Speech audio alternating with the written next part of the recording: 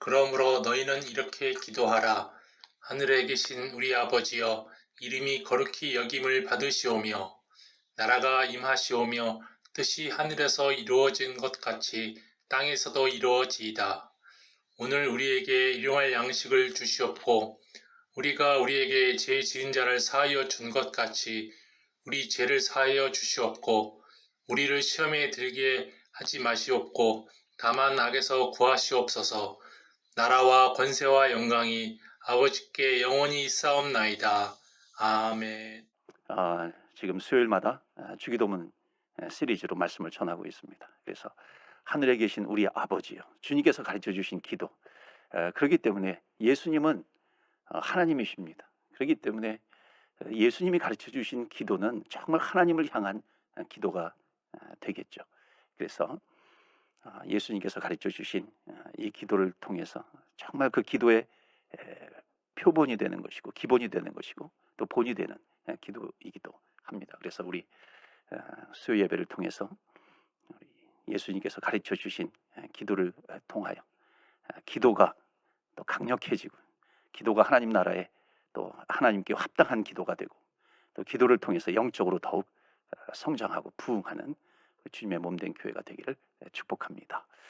지난주, 지지난주 계속해서 오늘이 네 번째 시간인데요. 하늘에 계신 우리 아버지요. 첫 번째 시간이었고 두 번째 시간이었고 그 다음에 이름이 거룩히 여김을 받으시오며 지난주에 말씀을 드렸습니다. 하늘에 계신 우리 아버지, 하늘에 계시다라고 하는 것은 하나님은 우리와 본질적으로 다르다는 것입니다. 그 본질적으로 다른 그 하나님을 향해서 우리가 아버지라고 부를 수 있는 것. 그러니까 우리가 하나님 아버지의 자녀가 된다, 황태자가 된다. 그러니까 자신감을 가지고 이 땅을 살아라, 주의 백성이다 하는 것입니다. 그리고 이 하늘에 계신 우리 아버지여, 그랬을 때에 우리 아버지라는 것입니다. 나의 아버지가 되는 것이고 또 너의 아버지가 되는 것이고 또 우리의 아버지가 되시는 겁니다. 그리고 이 하늘에 계신 우리 아버지라고 하는 그 이름 속에는 또 뭐가 있을까요? 우리의 아버지, 또 세상의 모든 백성들이, 사람들이 하나님을 아버지라고 부를 수 있도록 하는 그 하나님 아버지의 소원이 거기에 담겨져 있는 것입니다. 이것은 그 이름이 거룩히 여김을 받으시오며 하나님의 이름이 거룩히 여김을 받으시오며 여기에도 담겨져 있는 것이죠. 여러분, 이름이라고 하는 것은 지어준 사람의 가치가 거기에 담겨져 있다 그랬죠. 그렇기 때문에 사람은 누군가가 태어나기 전에 태어나서라도 이름을 누군가가 지어줍니다. 그런데 이 하나님은 하나님 존재 자체가 그 이름입니다. 그러니까 하나님의 이름과 하나님의 존재는 동일한 것이죠. 그러니까 이 하나님의 이름에는 하나님의 기대감이 담겨져 있습니다. 그리고 하나님의 가치가 그 이름 안에 담겨져 있다는 것입니다. 그리고 하나님의 소원이 그 이름 안에 담겨져 있는 것이죠. 그러니까 이름을 지어줄 때 기대감이 있어요. 가치를 부여해요. 또 소원도 담겨져 있습니다. 그런 것처럼 하나님의 이름에는 그런 하나님의 뜻과 계획과 소원이 담겨져 있다는 것입니다. 그렇기 때문에 우리는 하늘에 계신 우리 아버지요, 그럴 때 우리는 더욱 믿음이 자라나는 것이고요. 그 이름이 거룩히 여김을 받으시오며 그 이름에는 하나님의 소원이 담겨져 있다고 했죠. 그 하나님의 소원이 무엇이겠습니까? 모든 백성이 그 이름이 거룩히 여김을 받으시오며, 그러니까 모든 이 땅의 백성들이 하나님을 알기를 원하는 것이고요. 하나님의 그 거룩함을 깨달아 알기를 원하시는 것이고 그 거룩한 백성으로 그 주님 안에, 그리스도 안에 들어오기를 바라는 것입니다. 그렇기 때문에 우리가 기도할 때 하늘에 계신 우리 아버지요, 이름이 거룩히 여김을 받으시오며 그럴 때마다 하나님의 소원이 그 기도 안에 담겨져 있는 것이고 우리가 기도할 때 우리가 주의 백성이 되는 것이고 주의 소원을 이루어가는 주의 백성이 되는 줄 믿습니다. 오늘은 네 번째 시간으로 나라가 임하시오며 라고 하는 제목으로 말씀을 전하겠습니다. 하나님의 나라가 임하는 것입니다. 여러분, 나라라고 하는 것을 기억해 보시죠. 여러분, 이 당시에 예수님께서 이 주기도문을 주의 기도를 가르쳐 주실 때에 그 로마 황제가 다스리던 그런 시대였습니다. 여러분, 로마 황제 그러면은 신으로 추앙받습니다. 그 당시 시대에는 이집트도 마찬가지죠. 애굽도 바로 왕 그러면은 거의 신입니다. 그래서 바로 왕이 죽으면은 어디에 묻히냐면 피라미드에 묻힙니다. 그러니까 피라미드라고 하는 것이 여기에 묻혀 있는 왕은 신이다라고 하는 그런 뜻이거든요. 그러니까 피라미드는 이게 빛의 형상입니다. 이게 하늘에서 이렇게 빛이 내려온다라고 하는 그런 의미가 이 피라미드 속에 담겨져 있죠. 그러니까는 그 당시에 이집트도 마찬가지고 로마도 마찬가지고 왕 그러면 황제 그러면은 거의 신입니다. 그리고 로마는 황제 숭배 사상까지 있어요. 뭐 우리나라도 마찬가지죠. 조선 시대라든지 그 왕의 아들이 또 왕이 되기도 합니다. 그런데 그런 나라에서 거의 왕이 신처럼 군림하는 그런 나라에서 뭔가 새롭게 다른 나라를 이야기한다라고 하는 것은 이건 굉장히 위험한 것이죠. 이게 굉장히 큰 반란이 되는 것이고요. 걸리면은 바로 사형을 당하게 되는 겁니다. 그런데 지금 예수님께서 지금 황제 숭배하는 그런 환경 속에서 그 로마 황제를 부인하는 새로운 나라가 오도록 기도를 가르쳐주고 있다라고 하는 겁니다. 이거는 엄청난 반역이라고 하는 것이죠. 그래서 나라가 임하시오며 너희들 이렇게 기도해라 하는 것입니다.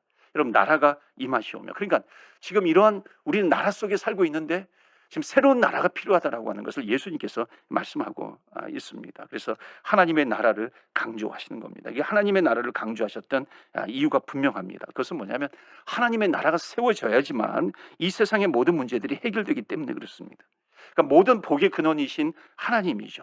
하나님께서 이 땅에서 왕으로 다스리게 되면은 그때에 하나님의 나라가 세워지는 것이고 그때에 그 나라의 백성들이 가장 행복하다라고 하는 것입니다. 그러니까 나라가 임하시오며 그러니까 하나님의 나라가 이루어질 때 거기에 속한 백성들이 가장 큰 행복을 느끼게 되는 겁니다. 그런데 왜 이 하나님의 나라에 대해서 잘 간구하지 않는가? 그 이유가 있습니다. 그것은 뭐냐면은 행복하거든요. 나름대로 행복하다고 생각을 하는 겁니다. 나름대로 세상 속에서 행복이라고 하는 그 가치관을 가지고 이것이 행복이야 저것이 행복이야 라고 하는 것을 많이 가르치기도 하고 배우기도 하고 그것이 자연스럽게 습득이 되기도 하고 그 행복을 추구하기도 한단 말이죠. 그런데 문제는 뭐냐면은 나라가 임하게 되면 진정한 행복이 오는데 하나님의 나라가 임하지 않으면은 진정한 행복이 오지 않는다는 것입니다. 여러분 과학기술의 발달이 있잖아요. 현대인들이 하나님의 나라를 왜 소원하거나 기대하지 않는가요? 왜냐하면 현대과학기술 문명이 진정한 행복한 나라를 세워질 것처럼 기대하기 때문에 그런 것입니다. 여러분 정말 비약적으로 발전하는 현대과학기술 문명이 인간의 수명을 그냥 무한대로 늘려줄 것 같은 기대감이 있어요. 그 과학이 발달하면은 뭔가 행복이 오겠구나 기대감을 갖게 한다는 것이죠. 과학의 기술 발전으로 과학기술의 발전으로 환경이 좋아지면은 우리가 더 행복하게 살 수 있을 것 같은 거예요. 어떤 여러 가지 자원 문제라든지 이것도 말끔히 해결해 줄 수 있을 걸로 기대를 하게 됩니다. 그런데 문제는 뭐냐면은 현대인들의 기대와는 많이 다르다라고 하는 것입니다. 여러분 핵을 발전시킨 그 과학기술을 보세요. 방사능의 공포로 두려워 떨고 있는 것입니다. 오히려 인류를 위협하는 대재앙이 되어 가고 있다는 것입니다. 이런 것으로 우리 인류는 행복할 수 없다라고 하는 것입니다. 여러분 미래에 대한 과학적인 예측도 완전히 빗나가는 경우가 많이 있습니다. 여러분 깨끗한 환경이 오히려 여러분 인간들의 면역력을 떨어뜨린다 그러잖아요. 그런 연구 결과가 나오고 있잖아요. 깨끗한 물을 마시는 사람들이요 치매율을 더 높인다라고 하는 그러니까 10명 중에 1명 이상은 더 치매율이 높다라고 하는 그런 연구 결과도 있습니다. 영국 캠브리지 대학의 폭스 교수인가요? 어떤 분이 발표를 한 겁니다. 그러니까는 위생적인 환경 때문에 오히려 전염병이라든지 이런 것과 싸울 수 있는 면역력을 더 떨어뜨린다라고 하는 겁니다. 그러니까 정말 과학기술의 발전이 행복을 가져다 주는가? 실질적으로 우리 환경을 보면 그렇지 않다라고 하는 것입니다. 깨끗한 환경이 되면은 우리는 행복할 것인가? 그렇지 않다라고 하는 거예요. 여러분 지구온난화도 우리가 많이 얘기하지 않습니까?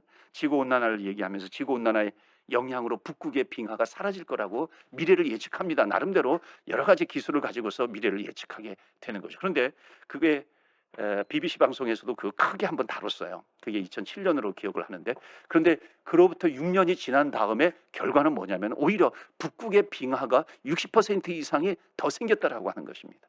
그러니까 그 예측이 멋지게 지금 빗나가 버린 거예요. 그래서 과학자들이 다시 생각을 하는 겁니다. 지구온난화라고 하는 것이 북극의 빙하를 녹일 것인가? 아니 실질적으로 보면은 그렇게 예측을 했지만은 실질적으로는 벌어지는 현상을 보면 그렇지 않다라고 하는 것입니다. 뭐 슈퍼컴퓨터가 나와요. 뭐 첨단 과학 기술을 동원해도 그 자연 앞에서 무용지물일 때가 너무나도 많다라고 하는 것입니다. 그러니까 모순과 허점투성이라고 하는 거예요.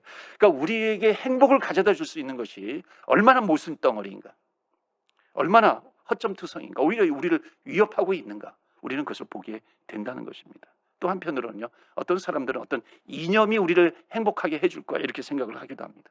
특정 인물이 우리를 행복하게 해줄 거야 이렇게 생각을 합니다. 어떤 시스템, 조직, 체계, 체제 이런 것이 우리를 행복하게 생각해 준다고 행복하게 해준다고 생각하기도 합니다. 어떤 물건이 우리를 행복하게 해준다고 생각을 하기도 하는 거예요. 여러분 우유주사라고 하는 거 신문지상에서 많이 보셨을 겁니다. 우유주사가 우유에 넣어서 우유주사가 아니라 원래 그것이 이제 프로포폴이라고 하는 수면 마취제이잖아요. 수면 내시경이라든지 뭐 성형 수술이라든지 이런 거 할 때 쓰인다고 합니다. 그런데 이제 이게 프로포폴이 물에 녹지 않아 가지고 이제 두유에 타 가지고 이제 그것을 이제 몸에다가 주입을 하는 거죠. 주사를 하는 겁니다. 색깔이 우유 색깔이기 때문에 우유 주사라고 이야기를 합니다. 그걸 맞으면 피로가 풀린다 그래요. 기분이 좋아진다 그래요. 행복하다고 생각하는 겁니다. 아, 그거를 맞으면 내가 행복해. 그러니까 어떤 사람은 뭐 수억 원의 돈을 쓰면서 그 우유 주사를 맞았는데 나중에 이제 돈도 떨어지니까 몰래 병원에 가가지고 그 우유 주사를 훔치다가 걸린 적도 있지 않았습니까? 그래서 신문에 그게 나오기도 합니다. 그러니까 뭐냐면 일종의 마약이죠, 이거는. 그러니까 그만큼 사람들이 왜 이것을 찾습니까? 세상적인 방법으로 행복을 찾으려고 하는 겁니다. 행복해지려고 하는 것입니다. 여러분 마약을 왜 해요? 마약을 하는 순간 뭔가 자기가 천국 같은 경험을 하게 되는 거예요. 그런데 그 영향력 효과가 떨어지면 바로 지옥이 돼버리잖아요. 여러분 정말로 사람은 행복을 원합니다. 그런데 진짜 진정한 행복은 어디에서 오는가 하는 겁니다. 그러니까 성경이 계속 강조하고 있는 거, 하나님을 만날 때 진정한 행복이 온다는 것을 말씀하고 있습니다. 그리고 이 땅에 하나님의 나라가 임할 때에 행복이 온다라고 하는 것을 성경은 말씀하고 있는 것입니다. 그러니까 여하튼 하나님의 나라가 행복을 가져다 주는데 이런 것을 얘기하지 않는다 할지라도 인간은 근본적으로 행복을 추구한다는 것입니다. 행복을 열망하고 있는 것이에요. 얼마나 인간이 행복을 열망하고 있는가, 이것은 지금 제가 말씀드린 것에도 나오지만요, 정말 여러분 공산당 선언이라고 하는 거 아실 겁니다. 그 마르크스가 선언했던 공산당 선언. 그러니까는 종교는 아편이다 그러잖아요. 종교는 마약이다. 여기서 종교는 기독교입니다. 기독교는 마약이다 이렇게 이야기를 하는 겁니다. 그러니까 왜 마약이냐면 순간적인 쾌락이라든지 순간적인 행복을 위해서 마약을 투여하는 것과 똑같은 이 기독교가, 그러니까 인간으로 하여금 세상의 현실을 보지 못하게 한다는 겁니다.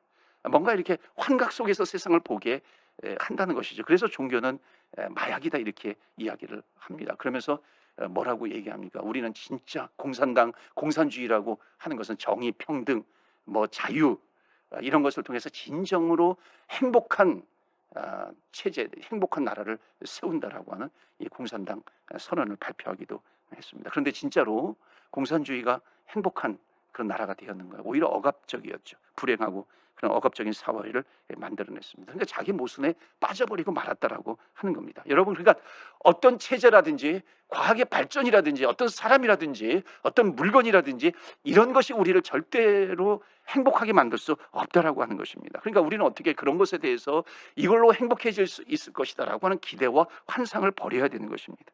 여러분, 정말로 행복한 것은요, 하나님의 나라입니다. 하나님의 나라가 임할 때, 하나님의 나라를 경험할 때에 진정으로 행복하다는 것을 말씀하고 있습니다. 그래서 오늘 첫 번째 주시는 메시지는 이거예요. 왜 예수님은 하나님의 나라가, 너희들이 이렇게 기도해, 하나님의 나라가 임하게 해달라고 너희들 기도해. 왜 예수님께서는 하나님의 나라가 임하게 해달라고, 임하소서라고 기도하라고 그렇게 말씀하셨을까? 왜 그런 거예요? 세상이 주는 행복은 한계가 있기 때문에 그런 겁니다. 기쁨과 세상이 주는 행복과 기쁨은 분명한 한계가 있어요. 그래서 하나님의 나라를 하나님의 나라가 임하시옵소서 그렇게 기도하라고 말씀하고 있는 것입니다. 여러분, 하나님의 나라를 너희들이 세우라 그러지 않았어요. 하나님의 나라를 세우라가 아니라 하나님의 나라가 임하소서라고 기도하는 겁니다. 여러분, 이건 굉장히 중요한 내용이에요. 왜냐하면 정말 하나님의 나라는, 행복을 주는 나라는 우리 인간의 힘과 능력으로 지혜로 세울 수 없다는 것입니다. 그래서 이것은 하나님께서 세워주셔야 되는 거예요. 하나님께서 허락해 주셔야 진정한 행복이 있는 하나님의 나라를 세워갈 수 있다는 겁니다. 그래서 너희들 기도해. 하나님의 나라가 임하시옵소서. 그 나라가 임하면 진정한 행복이 임할 것이야 말씀하는 것입니다. 여러분, 행복이라고 하는 것이 또 한편요, 비교에 의해서 행복이 온다고 생각을 합니다. 그러니까 나는 뭐 더 잘난 것, 내가 더 좋은 것을 붙들고 있어. 그러니까 그런 것에 의해서 행복한 것이 진정한 행복이라고 생각을 합니다. 그러나 그것이 진정한 행복이 아니라고 하는 것도 깨달아야 된다는 것입니다. 내가 만약 더 잘난 것이 있어요, 내가 더 좋은 것이 있다면은 상대적으로 못난 것도 있다는 겁니다. 왜? 나보다 더 잘난 것을 가진 사람은 있거든요. 더 좋은 것을 가진 사람이 있어요. 그러니까 더 좋은 것, 더 잘난 것으로 내가 거기서 행복을 찾는다고 한다면은 못난 것도 있고 불리한 것도 반드시 있다는 겁니다. 그러니까 비교해서 행복을 찾을 수 없다는 것이죠. 그러니까 이런저런 것으로 행복을 찾을 수 없어요. 그러다 보니까 인간이 비교해서 행복을 찾는 겁니다. 그러나 거기에서 행복이 오는 것이 아닙니다. 진정한 행복은 하나님의 나라가 임할 때 진정한 행복이 온다는 것을 여러분 믿으시고, 오늘 주님께서 가르쳐 주신 기도, 주님의 나라, 하나님의 나라가 임하시옵소서. 우리도 그 기도를 하면서 하나님, 정말 주님의 나라를 사모합니다. 주님의 나라가 나에게 임하시고 이 땅 가운데 임하시고, 주님의 나라가 우리 가정에 임하시고, 주님의 나라가 우리 교회 가운데, 공동체 가운데 이 땅의 주의 나라가 이루어지게 하여 주시옵소서. 우리는 계속해서 기도해야 한다는 것입니다. 그렇다면 하나님께서 선물로 우리에게 은혜로 주실 것입니다.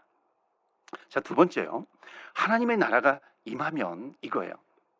자, 세상에서 주는 행복에 대한 가치관을 가지고 있어요. 행복에 대한 가치관을 가지고 있는데, 하나님의 나라가 임하게 되면은 진짜 그것이 행복인데, 궁극적인 행복이에요. 참 행복인데, 그렇다면 하나님의 나라가 임하게 되면 어떤 현상이 나타나냐면 행복에 대한 가치관이 바뀌는 겁니다. 가치가 바뀌어요. 여러분 보세요. 나라가 있어요. 이렇게 유지되어도 나라가 붕괴가 돼요. 무너져요. 그리고 새로운 나라가 서게 되면 그 안에 있는 그 나라의 백성들은요, 큰 충격을 받습니다. 뭐 경제적으로 심각한 충격을 받기도 하죠. 또 뭐 생활 필수품이 모자라거나 사회 기반 시설들이 파괴되거나 일자리들이 사라지기도 하는데, 그것 때문만이 아닙니다. 특별히 나라가 바뀌게 되면 화폐 가치가 뚝 떨어져 버립니다. 그러니까 가치가 추락해 버리는 것이죠. 가치가 달라지는 겁니다. 우리나라 한국에서도 뭐 6.25 전쟁 이후에도, 6.25 때도 화폐 개혁을 했고요. 그 다음에 전쟁 끝난 이후에도 화폐 개혁을 했고요. 5.16 혁명 때도 화폐 개혁을 했고, 그 이후에도 여러 번 이제 화폐 개혁을 합니다. 그러니까 화폐 개혁을 할 때마다 그 화폐에 대한 가치가 추락해져 버리는 겁니다. 왜냐하면 새로운 정권이 들어섰기 때문에 그런 겁니다. 마찬가지예요. 마찬가지로 하나님 나라가 들어서게 되면은 우리가 저것이 가치 있어, 이것이 가치 있어 라고 하는 그 가치 체계에 대해서 완전히 변화가 된다는 겁니다. 새로운 가치 체계가 형성이 된다는 것입니다. 여러분, 우리가 과거에 화폐 개혁이 이루어지면 과거에 우리가 소중하게 여겼던 것이 나중에 시간이 지나버리면 휴지 조각이 되어버릴 수도 있는 겁니다. 과거에는 생각하지도 못했던 것이 아주 소중한 존재가 되어버리는 겁니다. 그래서 하나님의 나라가 이 땅에 이루어지면 행복에 대한 가치관이 바뀌어진다는 겁니다. 그래서 예수님께서도요, 마태복음 6장의 팔복에 대해서 말씀하시잖아요. 말씀하실 팔복에 대해서 5장이죠. 5장 팔복에 대해서 말씀하실 때 뭐라고 말씀하십니까? 심령이 가난한 자가 복이 있다, 이렇게 말씀합니다. 그들이 천국을 보게 될 것이다. 천국을 경험하게 되는 것입니다. 천국이 그들의 것이다. 여러분, 심령이 가난한 자가 복이 있다 그래요. 애통하는 자가 복이 있다 그래요. 온유한 자가 복이 있다 그래요. 의에 줄이고 목마른 자가 복이 있다 그래요. 긍휼히 여기는 자가 복이 있다 그럽니다. 마음이 청결한 자가 복이 있다 그래요. 화평케 하는 자가 복이 있다 그래요. 여러분, 정말 복에 대한 개념이 완전히 바뀌어 버리는 겁니다. 그러니까 하나님의 나라가 임하게 되면 정말 행복이 오는데, 그 행복은 세상의 것으로 행복을 느끼는 것이 아니라 주님께서 말씀하신 이 행복의 대전환점을 이루게 되는 것입니다. 가치관이 바뀐다는 것입니다. 그래서 여러분, 가치관이 완전히 뒤바뀌는 경험을 한 사람이 누구냐면 바로 사도 바울입니다. 그러니까 이것이 세상에 가져다주는 행복과 비교가 되지 않는 정말 큰 행복이 있다라고 하는 것을 안 거예요. 발견한 것이고 만난 겁니다, 주님을. 여러분, 사도 바울은 예수님을 만나기 전에, 다메섹에서 예수님을 만나기 전에 정말 세상에서 볼 때 부러워할 수밖에 없는 그런 사람이에요. 특히 유대인들이 볼 때는 너무나도 부러운 사람이에요. 베냐민 지파 일대 사울 왕을 배출했던 베냐민 지파 사람이라고 그러죠. 최고의 스승에게 학문을 배웠죠. 종교 권력자들과 그때 매우 가까운 사이였었어요. 천하를 호령하던 이 로마 시민권자이기도 하죠. 그러니까 한마디로 세상 사람들이 꿈꾸던 그 모든 것을 가지고 있던 사람이 사도 바울입니다. 그런데 이 사도 바울이 예수님을 만나고 나니까는 그 화려한 스펙들이 뭐라고 표현합니까? 배설물이다, 이렇게 표현을 하는 겁니다. 여러분, 도대체 주님을 만나니까 얼마나 좋길래 자기가 그렇게 세상이 부러워하던 그런 스펙트를 뭐라고 표현하냐면 배설물이라고 표현을 하는 겁니다. 그래서 빌립보서 3장 7절 9절에 보시면, 그러나 무엇이든지 내게 유익하던 것을 내가 그리스도를 위하여 다 해로 여길 뿐더러 또한 모든 것을 해로 여기면 내 주 그리스도 예수를 아는 지식이 가장 고상하기 때문이라.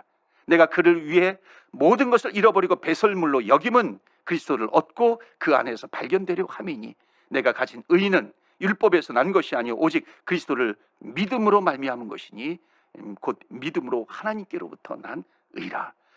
여러분, 배설물이라고 하는 것이 뭐예요? 배설물이라고 하는 것은 그러니까 하나님 나라에서 그것은 가치가 없다는 거예요. 하나님의 나라가 임하고 보니까는 하나님께서 나를 다스리시고 그것을 내가 체험하고 깨닫고 보니까는 세상이 그렇게 부러워하던 것, 그 화려했던 그 스펙들은 배설물이다, 이렇게 이야기를 하고 있는 것입니다. 하나님, 이 세상에서의 자랑거리가 하나님 나라에서는 무가치한 자랑이라고 하는 겁니다. 그러니까 뭐예요? 행복에 대한 가치관이 완전히 바뀌어버린 겁니다. 뒤바뀌어버린 거예요. 여러분, 그렇다고 해가지고 뭐 좋은 직업이라든지 뭐 닥터라든지 세상에서 말하는 직업들을 배설물로 여기라, 그게 아닙니다. 그러니까 하나님 나라의 시민이 되면요, 좋은 직업, 좋은 학력, 그 자체가 행복을 가져다 주는 것이 아니죠. 그것이 목적이 되면 안 된다는 것입니다. 그 자체가 행복을 가져다 주어서 그 좋은 자리, 좋은 학벌, 뭐 좋은 것을 가지는 것, 여기에 목적을 두게 되면 그것은 배설물이 되는 겁니다.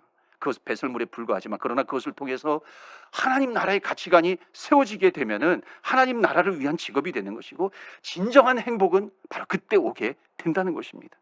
그러니까 이 하나님 나라에 대한 가치가 없다면은 사도 바울처럼 뭐라고 표현하게 돼요? 배설물이 되는 겁니다. 그러니까 복에 대한 가치가 바뀌지 않았기 때문에 그런 것이죠. 또한 무슨 어떤 사회에서 지켜 세움을 받지 못하는 그런 직종이라고 할지라도 하나님 나라의 가치관이 세워지면 행복한 겁니다. 그러니까 이 행복이라고 하는 것을 하나님 나라와 연결시키는 거예요. 진정한 행복이 어디에서 오는가 하는 겁니다. 여러분, 정말 하나님 나라에서 진정한 행복을 누리시기를 바랍니다. 주님을 만나시기를 바라요. 이 세상에 여기저기 행복이 있다라고 하는 건 많이 있습니다. 여러분, 그것이 목적이 아니라 하나님을 만나게 되면 가치관이 완전히 바뀌게 된다는 것입니다. 그래서 하나님을 만난 사람들의 모습을 보면 정말 놀랍잖아요. 이지선 씨 같은 경우 여러분 아시잖아요. 화상을 입어가지고 얼굴이 막 흉물이 되었습니다. 그럼에도 불구하고 자살도 하고 싶었어요. 왜냐하면 세상에서 볼 때는 완전히 어찌 보면 이 모습으로 어떻게 내가 세상을 살아갈 수 있을까? 그러나 하나님을 만나고 나니까요, 자기는 옛날 모습으로 돌아가지 않겠다고 고백을 해요. 아니, 하나님을 만나는 것이 얼마나 좋으면 자기의 옛날 모습, 자기의 지금의 모습이 더 행복하다라고 표현할 수 있을까요? 가치관이 완전히 바뀌게 된 겁니다. 사랑하는 성도 여러분, 과연 우리의 인생이 무엇으로 행복한가? 다시 한번 물어보기를 바랍니다. 질문하는 거예요. 무슨 재물이냐, 외모냐, 학벌이냐, 인맥이냐, 지위입니까? 여러분, 이것 자체가 목적이라면 하나님 나라에서는 배설물일 뿐이라는 것입니다. 그러니까 여러분, 하나님 나라에서 진정 가치 있는 것으로 여러분의 인생을 채워 나가시기를 축원합니다. 자, 그렇다면은 이제 마지막 세 번째인데요, 하나님의 나라는 우리에게 언제 올까요? 라고 하는 겁니다. 2000년 전에 예수님 당시에 바리새인들도 이런 질문을 했어요. 하나님의 나라가 어느 때 임하나이까? 그러자 예수님께서 뜻밖의 대답을 하십니다. 하나님의 나라는 볼 수 있게 임하는 것이 아니요 또 여기 있다 저기 있다도 못하리니 하나님의 나라는, 누가복음 17장에 나와 있는 건데, 하나님의 나라는 너희 안에 있느니라. 하나님의 나라는 너희 안에 있느니라. 그러니까 여러분, 천국의 개념과 하나님의 나라를 조금 구분해야 돼요. 뭐 천국도 하나님의 나라고 하나님의 나라도 천국이라 그럴 수 있지만은, 그러나 신학적으로는 조금 이제 구분을 하기도 합니다. 이게 일종의 약속이에요. 약속인데, 천국이라고 하는 것은 뭐냐면은 정말 주님의 재림 때 이루어질 아주 완전한 완성된 나라, 이게 천국으로 이제 보통 표현을 하기도 합니다. 영어로 heaven 이렇게 표현하기도 하죠. 그런데 그 완전한 주님께서 이루실 그 완전한 나라 천국을 이 땅 가운데서 그것을 이 땅 가운데 이루어지는 것이 하나님의 나라다 이렇게 표현을 합니다. 그러니까 the kingdom of God과 heaven을 조금 이렇게 나누듯이, 그러니까 의미는 똑같은 의미인데, 그런데 천국, 완전한 천국이 있어요. 또는 우리가 죽어서 가는 천국이 있어요. 또는 주님 재림하실 때 이루실 그리스도의 나라 완전한 천국이 있습니다. 그러나 그 완전한 천국이 바로 이 땅에서 이루어지는 것을 하나님의 나라다 이렇게 표현을 하게 되면 우리는 이 땅에서 하나님의 나라가 이루어질 때 천국을 맛볼 수 있다라고 하는 것입니다. 자, 그래서 천국이 이 땅에서 이루어지는 것을 하나님의 나라라고 표현을 하는데, 바로 요 세 번째 요 부분을 좀 살펴보자는 겁니다. 천국이 이루어지는 하나님의 나라예요. 그러니까 이때 중요한 것이 뭐냐면, 중요한 개념이 뭐냐면 다스림이라는 겁니다. 통치라고 하는 개념이에요. 그러니까 이 하나님의 나라는 단순히 이 세상에 마지막 날에 세워질 나라, 그 나라이기도 하지만은 이 땅에서 하나님의 천국을 맛볼 수 있는 그 하나님의 나라이기도 합니다. 그래서 로마서 14장 7절 말씀 보여주시면, 하나님의 나라는 뭐라고 되어 있습니까? 먹는 것과 마시는 것이 아니요 오직 성령 안에 있는 의와 평강과 희락이니라. 그러니까 이 땅에서 우리가 하나님의 나라를 맛볼 수 있다는 겁니다. 천국을 맛볼 수 있는, 하나님의 나라를 경험할 수 있는 것입니다. 그게 뭐예요? 성령 안에 있는 의와 평강과 희락이다라고 하는 것입니다. 그러니까 이 세상에서도 우리가 마지막 날 하나님의 나라에서 천국에서 누릴 그 행복과 기쁨을 맛볼 수 있다는 것이죠. 그러니까 이 하나님의 나라는 어떤 영토 개념보다는 무슨 이념도 아니고요, 어떤 사교 집단도 아니고, 주님께서 내 심령 가운데 오셔서 나를 통치하시는 겁니다. 하나님께서 나를 통치하실 때 신학적으로 다르게 뭐라고 표현하냐면 하나님의 의가 충만해진다는 것입니다. 여러분 이해가 되시길 바랍니다. 정말 성령으로 내 안에 충만해요? 하나님께서 나를 통치하시는 것을 내가 체험을 해요? 하나님께서 나의 생각과 내 마음과 내 혀와 내 모든 행동과 모든 것을 통치하실 때, 그때 하나님의 의로 가득해지는 것이죠. 그건 내 노력으로 되는 것인가요? 그렇지 않죠. 내 노력으로 되는 것이 아니라 하나님께서 나에게 의로 주시는 것입니다. 하나님의 의로 나에게 주시는 것, 하나님의 은혜로 나에게 허락해 주시는 것입니다. 그럴 때 진정한 평강을 누리게 된다는 것입니다. 그래서 이 땅에서도 그 기쁨이 이렇게 솟아오르는 그 체험을 이 땅에서도 하게 되는 것. 자, 그래서 어떻게 이 하나님의 나라를 경험할 수 있을까? 첫 번째는 이거예요. 하나님의 다스림을 거부하는 것에 대해서 진정한 회개가 있어야 된다는 겁니다. 그 천국이 이 땅에서 이루어지는 그 하나님의 나라를 내가 이 땅에서 맛보려면은 진정한 회개가 있어야 된다. 그 회개는 뭐냐면 하나님이 나를 다스리는 것에 대해서 거부하는 것에 대한 회개입니다. 여러분, 내 주인이 누구였는가 내가 돌아봐야 된다는 겁니다. 정말 내 인생의 주인이 돈이었는가? 내 인생의 주인이 사람이었는가? 명예였는가? 아니면 내 자신이 주인이었는가? 여러분, 예수님을 믿는다라고 하는 것은 무엇일까? 철저하게 주인을 바꾸고 가는 겁니다. 옛날엔 내가 주인이었어요. 옛날엔 세상 것들이 주인이었어요. 그런데 예수님을 만나고 보니까는, 하나님 나라의 백성이 되고 보니까는 내가 주인이 아닌 거예요. 하나님께서 나를 통치하시는 거예요. 그러니까 완전히 바뀐 거잖아요. 그럼 그렇지 못한 것에 대한 회개함을 가지고 나오는 겁니다. 그래서 사랑하는 성도 여러분, 오늘도 기도하실 때에 회개함으로 말미암아 진정한 주인이 바뀌시는 은혜가 있기를 축원합니다. 두 번째로는 뭐냐면 성령으로 충만할 때 하나님의 나라를 경험한다는 것입니다. 성령이 오셔야 되는 것이죠. 또 회개할 때 또 성령 충만케 해주십니다. 그러니까 성령님께서는 우리를 이 세상의 온갖 얽매임과 악의 유혹으로부터 건져내시는 겁니다. 그래서 로마서 8장 23절에 그리스도 예수 안에 있는 생명의 성령의 법이 죄와 사망의 법에서 너를 해방하였습니다. 아멘. 그러니까 세상에서 죄와 사망의 법이 세상에 존재하는 겁니다. 그러니까 죄와 사망의 법이 존재하는 이상 내가 세상에 어떤 것을 소유한다 할지라도 거기에 진정한 행복을 누리지 못하는 것입니다. 우리는 그것과 이 세상에서 공존을 하고 있어요. 그런데 하나님의 나라가 임하려면은 이 죄와 사망의 법을 몰아내야 되는 것이죠. 그런데 성경은 뭐라고 말씀하냐면 몰아낼 수 있다는 것이 어떻게? 생명의 성령의 법이 죄와 사망의 법에서 너를 해방시켰느니라. 그렇다면 내 안에 성령이 임하고요, 성령으로 충만하고 성령의 불이 임하면 우리의 삶 속에 활동하고 있는 죄와 사망의 법, 지금 모든 악한 것, 추한 것, 더러운 것, 부정적인 요소들, 이것을 몰아낼 수 있다는 것입니다. 왜냐하면 성령의 불은 그 더러운 것을 태워버리기 때문에 그런 것입니다. 그래서 하나님의 나라가 임하기 위해서는 어떻게 돼요? 진정으로 내가 하나님이 예수님이 주인 되지 못했던 것에 대해서 회개가 있어야 되는 것입니다. 그리고 성령을 사모하십시오. 성령으로 충만케 해주십시오. 요청하십시오. 기도하십시오. 그럴 때 성령으로 충만하게 되면 죄와 사망의 법을 몰아낼 수 있다는 것입니다. 그래서 두 번째는 성령 충만할 때 하나님의 나라를 경험한다는 것입니다. 마태복음 12장 28절 보시면 예수님께서 뭐라고 말씀하시냐면, 내가 하나님의 성령을 힘입어 귀신을 쫓아내는 것이면 하나님의 나라가 뭐라고 합니까? 하나님의 나라가 이미 너희에게 임하였느니라. 아멘 말씀합니다.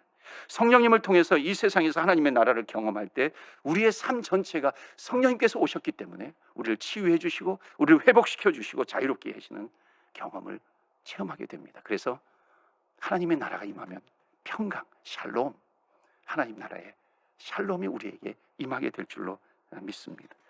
기쁨이 가득하게 되는 것입니다. 하나님께서 우리를 어루만지시는 겁니다. 세 번째로는 하나님의 나라를 경험하기 위해서는 예수 그리스도를 영접해 하셔야 되는 겁니다. 진정으로 예수님을 나의 주, 나의 왕, 나의 하나님으로 영접하는 것입니다. 그러니까 마음문을 열고 겸손하게, 주님 나의 왕으로 오시옵소서, 나의 주인으로 오시옵소서, 나의 주님으로, 나의 구세주로 오시옵소서. 영접하면 인격적으로 주님께서 내 안에 오셨기 때문에 내가 바뀌어 나가는 겁니다. 하나님 나라의 백성이 되는 것입니다. 그래서 우리는 기도해야 됩니다. 하나님, 이 시간에 주님을 영접합니다. 나의 주인으로 오셔서 나를 다스려 주시옵소서. 나의 왕이 되어 주시옵소서. 기도하는 이 시간이 되기를 바랍니다. 네 번째로는 노력과 헌신이 필요하다는 것입니다. 여러분, 마태복음 13장에 보면 세 가지 비유가 나와요. 밭에 감추어진 보화 비유, 값진 진주 비유가 나오고 또 물고기를 잡는 그물 비유가 나옵니다. 이 세 가지 공통점이, 이 천국 비유의 공통점이 뭐냐면은 노력과 헌신이 필요하다라고 하는 겁니다. 그러니까 하나님의 나라를 진정으로 체험하고 싶다면은 하나님 나라의 방해가 되는 것들을 버려나가야 된다는 것입니다. 그런 노력, 그런 헌신, 그런 것이 우리에게 필요하다라고 하는 것이고, 두 번째로는 어떤 노력과 헌신이 필요하냐면 내가 회개해요. 그리고 성령으로 충만합니다. 성령으로 충만하면 내가 앉아 있을 수가 없는 것이죠. 그리고 세상에 나아가 전도와 선교를 통해서 하나님의 나라를 확장시키는 노력과 헌신을 해 나간다는 것입니다. 그래서 하나님의 나라를 경험하면 경험할수록 우리는 복음을 들고 나갈 수밖에 없다는 것입니다. 마지막 다섯 번째로, 다가올 하나님의 나라, 완전한 나라, 그것이 있다는 것을 믿고, 하나님의 나라가 온다는 것을 믿고 그것을 소망하면서 나아가는 것입니다. 이것이 하나님의 완성된 나라입니다. 우리는 예수 그리스도를 모시고 주님 앞에 헌신하면서 성령 안에서 함께 천국을 맛보면서 살아가기도 합니다. 하지만 여기서 천국을 맛보는 것은 완벽한 것이 아니죠. 완전한 것이 아닙니다.